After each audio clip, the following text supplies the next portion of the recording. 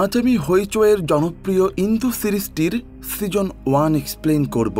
এই সিরিজটিতে এত পরিমাণে সাসপেন্স এবং টুইস্ট রয়েছে যা আপনাকে পুরোটা সময় ধরে রাখবে, তাই অবশ্যই সিরিজটি শেষ পর্যন্ত দেখবেন।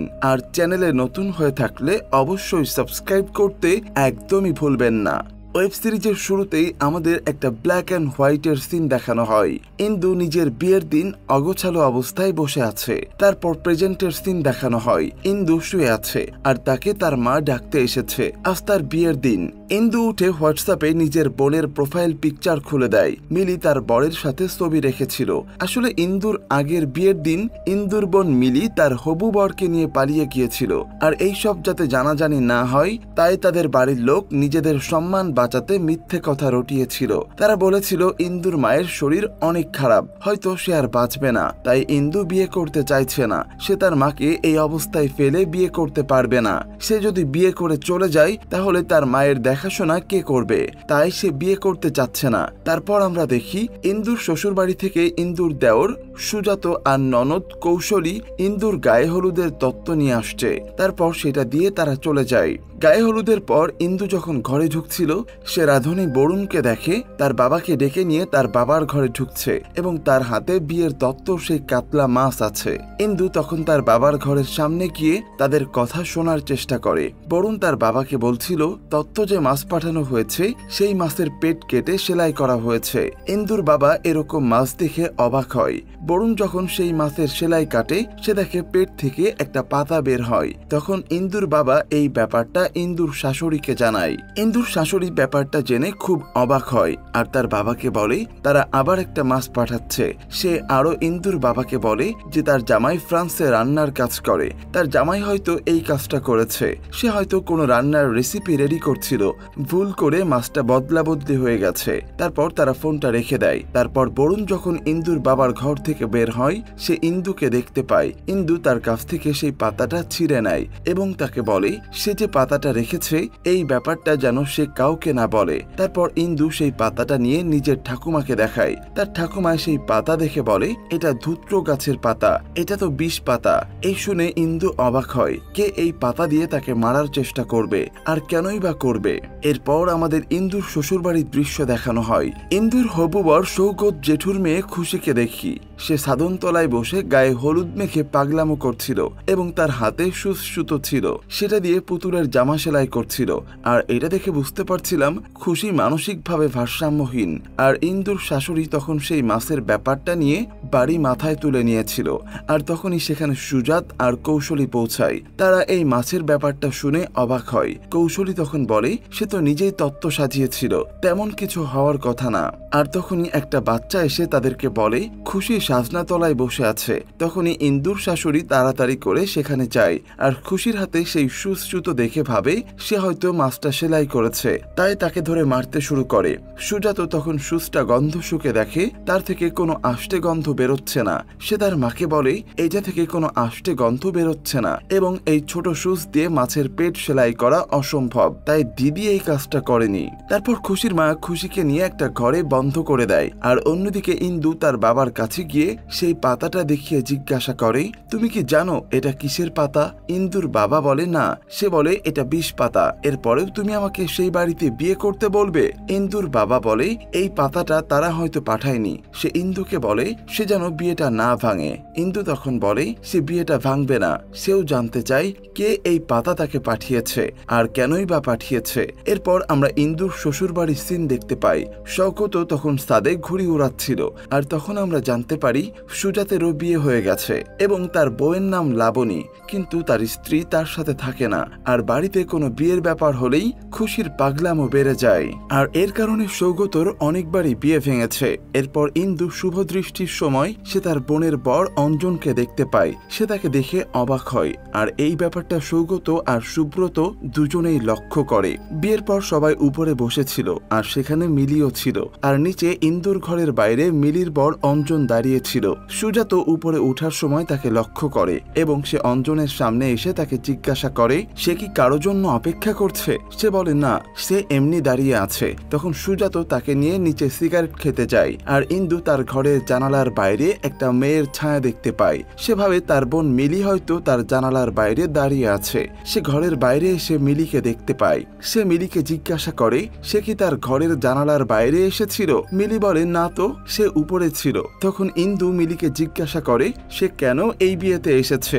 মিলি বলে তাকে কার্ড পাঠিয়ে নিমন্ত্রণ করা হয়েছে, তাই সে এসেছে। ইন্দু বুঝতে পারে না তাকে কে কার্ড পাঠিয়েছে। তারপর ইন্দু বাড়ি থেকে বেরিয়ে জানালার দিকে যায় এবং তার পেছন পেছন সুজাত যায়। ইন্দু দেখে তার বাড়ির পেছনের গেট খোলা। সে যখন সেই গেটের দিকে যেতে যায় তার পায়ে শুজ গেঁথে যায়। সে তখন সেই শুজটা শুকে দেখে। সে দেখে সেই শুজ থেকে আষ্টে গন্ধ বেরোচ্ছে আর সে বুঝতে পারে এই চুল দিয়ে সেই মাছের পেটটা সেলাই করা হয়েছিল।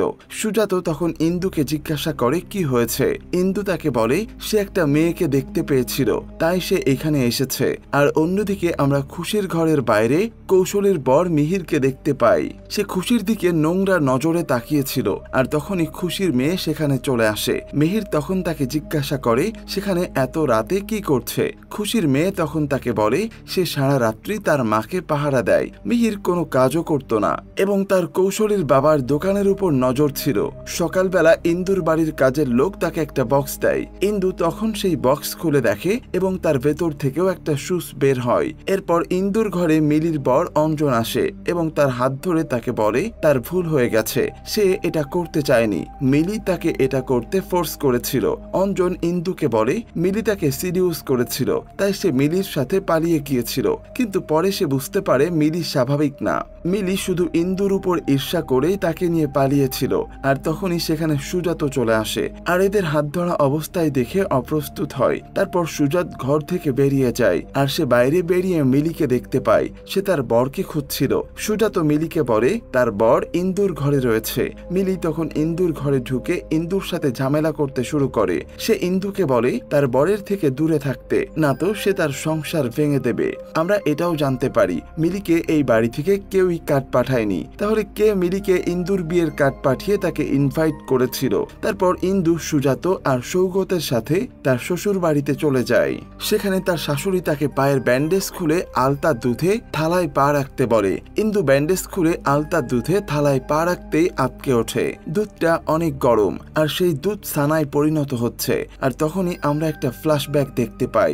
খুশি তার শ্বশুর বাড়িতে দুধ ফোটা দেখছে আর সে দেখতে দেখতেই ভয় পেয়ে চিৎকার করে ওঠে আর সেখান থেকে পালিয়ে আসতে গিয়ে পড়ে যায়। আর তখনই সেখানে সৌগত আসে আর তাকে বলে তুই কি আবার সেই বাড়িতে ফিরে যেতে চাস, ওই বাড়ি ওই ঘর ফিরে পেতে চাস। সেটা শুনে খুশি মুখে হাত রেখে কাঁদতে শুরু করে। আর এটা দেখে আমরা বুঝতে পারছিলাম খুশির কোনো একটা ব্যাপার আছে যেটা হয়তো আমরা সামনে জানতে পারবো। তারপর আবার আমরা বর্তমান সিনে ফিরে আসি। উপর থেকে খুশি ইন্দুকে চিৎকার করে বলে পালিয়ে যায় এখান থেকে। এরপর ইন্দু ঘরে প্রবেশ করে। ইন্দু তার ননদ কৌশলীকে জিজ্ঞাসা করে উপরে দাঁড়িয়ে থাকা মহিলাটা কে। কৌশলী তাকে বলে সে তার জেঠুর মেয়ে, তাদের বড় দিদি। তখন কৌশলী বাইরে চিৎকার শুনতে পায় আর সে বুঝতে পারে খুশিকে সবাই বকাবকি করছে, তাই এই ঘর থেকে বেরিয়ে সেই দিকে যায়। ইন্দু ঘর থেকে বেরিয়ে কাজের মেয়ে সুন্দরীকে দেখতে পায়। ইন্দু তাকে সেই দুধে আলতা থালাটা নিয়ে আসতে বলে। সুন্দরী নিয়ে আসতেই সেই দুধের থালায় হাত দিয়ে লেবুর দানা পায়। সে বুঝতে পারে এই দুধে লেবু দেয়া হয়েছিল আর এটা কেউ ইচ্ছা করে করেছে। তারপর ইন্দুর মোবাইলে অঞ্জন ভয়েস মেসেজ পাঠায়। ইন্দু সেই ভয়েস মেসেজটা খুলে দেখে অঞ্জন বলছে যে মিলি পাগল হয়ে গেছে, হয়তো কেউ ওকে উস্কাচ্ছে, হয়তো বাইরের কেউ হবে। মিলি বলছে তোমার বরের সাথে দেখা করে তোমার বরকে আমাদের ব্যাপারটা বলে দেবে। অর্থাৎ মিলি ইন্দুর বরের সাথে দেখা করে ইন্দু আর অঞ্জনের ব্যাপারটা বলে দেবে। আর তখনই সেখানে সুজাত চলে আসে আর সুজাত এই ব্যাপারটা শুনে নেয়। রাতে ইন্দু এবং কৌশলী একসাথে ঘুমায়। কৌশলীর বর মিহি তার কাছে যাওয়ার জন্য বারবার তাকে ফোন করছিল। কৌশলী তখন ফোনটা সুইচ অফ করে শুয়ে পড়ে। পড়ে। কৌশলী ঘুমিয়ে যাওয়ার পর ইন্দু ঘর থেকে বেরিয়ে খুশির ঘরের দিকে যায়। খুশি ইন্দুকে দেখে ভয় পেয়ে যায় আর বলে ছেড়ে দাও। আর খুশির এরকম করা দেখে মনে হচ্ছিল যে খুশির সাথে আগে হয়তো কিছু খারাপ কিছু হয়েছিল। আর অন্যদিকে ইন্দুর ঘরে ঢুকে কৌশলীকে কেউ বালিশ চাপা দিয়ে মারার চেষ্টা করে। আর কৌশলীর চিৎকারে বাড়ির সবাই সেখানে চলে আসে। সবাই কৌশলীর কাছে গিয়ে ইন্দুকে দেখতে পায় না আর ইন্দুকে জিজ্ঞাসা করে সে এত রাতে কোথায় ছিল। ইন্দু বলে সে একটা মেয়েকে বাইরে বেরিয়ে যেতে দেখে, তাই সে বাইরের দিকে দেখতে গিয়েছিল। কিন্তু সৌগত তার কথা বিশ্বাস করছিল না। সৌগত ভাবল সে হয়তো মিলির বর অঞ্জনের সাথে দেখা করতে গিয়েছিল। পরে সৌগত, সুজাত এবং মিহির এই ব্যাপারটা নিয়ে আলোচনা করছিল।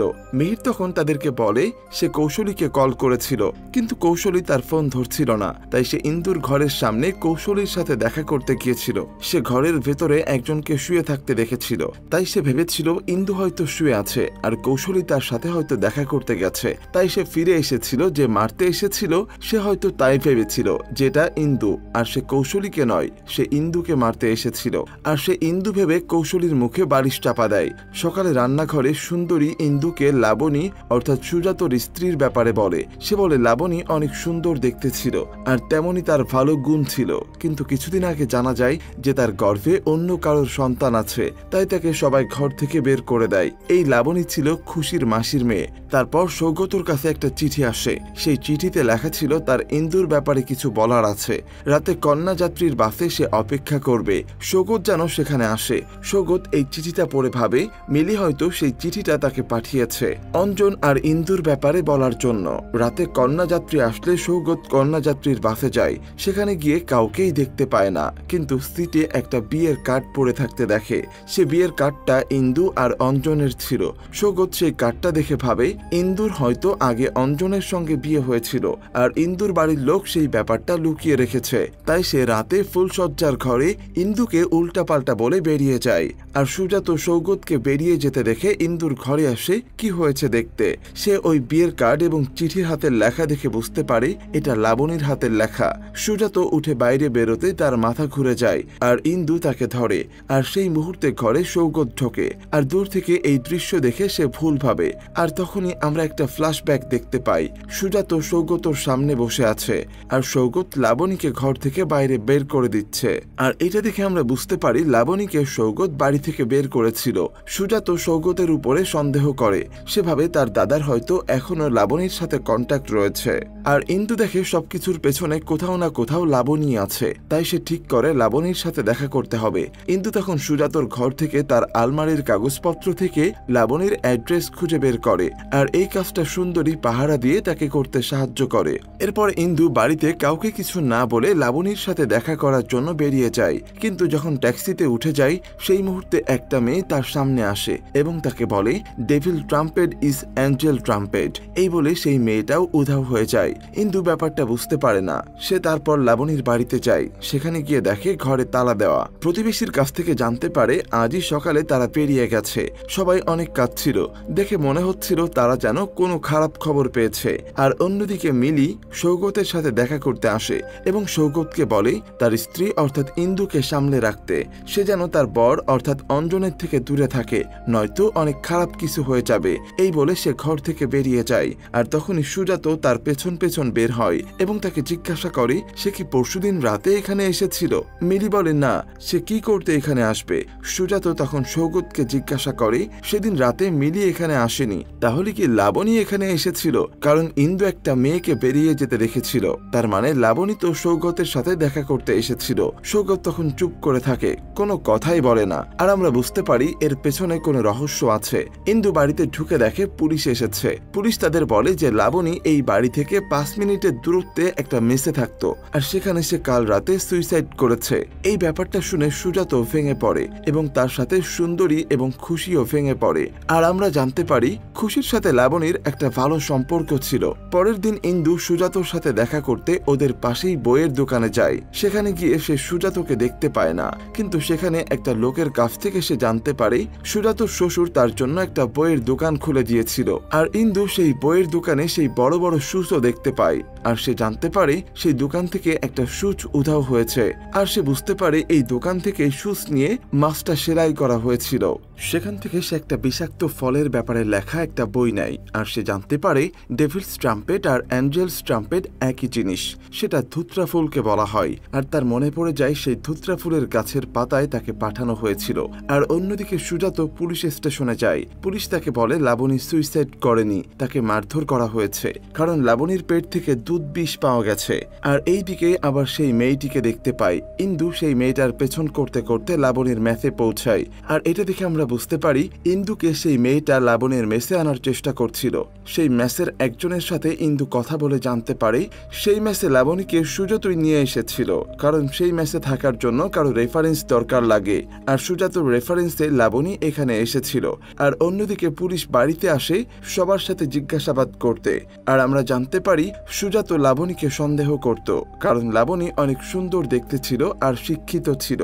সে লাবণীকে তার এক্স বয়ফ্রেন্ডকে নিয়ে সন্দেহ করত এবং তার সাথে লাবণীর কয়েক মাস ধরে কোনো শারীরিক সম্পর্কও ছিল না, কারণ সুজাত একটা নতুন ব্যবসা করতে চাইছিল, তাই সে সেই কাজটা নিয়ে ব্যস্ত ছিল। আর যখনই সে লাবণীর কাছে শুতে যেত লাবণী তখনই ঘুমিয়ে পড়ত। ইন্দু তারপর বাড়িতে চলে যায়। আর ইন্দু সুজাতকে সন্দেহ করে। সে সুজাতকে বলে বিয়ের দিন রাতে সেও তো সেই সুচটা রাখতে পারে, কারণ তার দোকান থেকে সুচটা উধাও, সেই হয়তো সুচটা সরিয়েছিল। সুজাত তখন ইন্দুকে বলে তুমি যে একটা মেয়েকে জানালার বাইরে দেখেছিলে, তাহলে সে কে ছিল? ইন্দু বলে সে হয়তো লাবণী ছিল, তুমি দরজা খুলে লাবণীকে ঢুকতে সাহায্য করেছিলে, বা ওই মেয়েটা। তখন সুজাত জিজ্ঞাসা করে কোন মেয়েটা? ইন্দু বলে ফর্সা করে একটা মেয়ে, তার ঠোঁটের কাছে তিল আছে।